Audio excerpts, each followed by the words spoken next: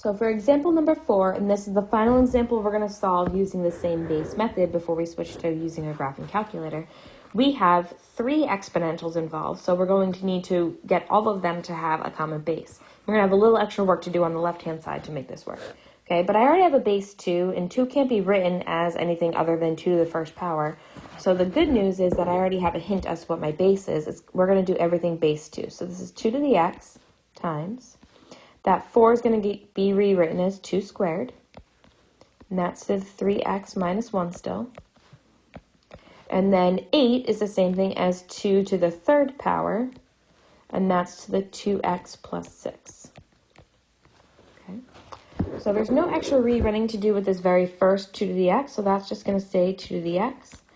But now I need to multiply these two exponents together. So that's going to give me 2 to the 6x minus 2. And all of that is going to be equal to, and now I need to multiply these two exponents together. That's going to give me 2 to the 6x plus 18. Okay. But I still have this issue over on the left-hand side where I have 2 exponentials. So now I want to recall another property of exponents that we had before, where if we had x squared times x to the third, we could combine those together by adding the exponents to get to x to the fifth.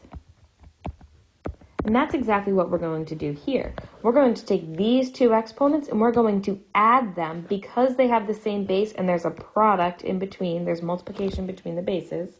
We can add those two exponents together. So this is really going to become 2 to the 7x minus 2.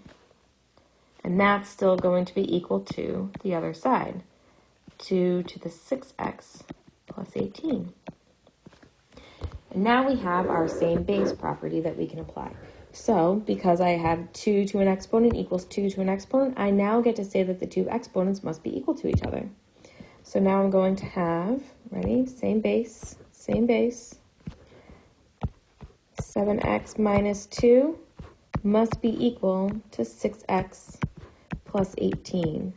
Subtract the 6x over and you get x minus 2 is equal to 18. Add the 2 to the other side and you get x equals 20. So the final solution here is x equals 20.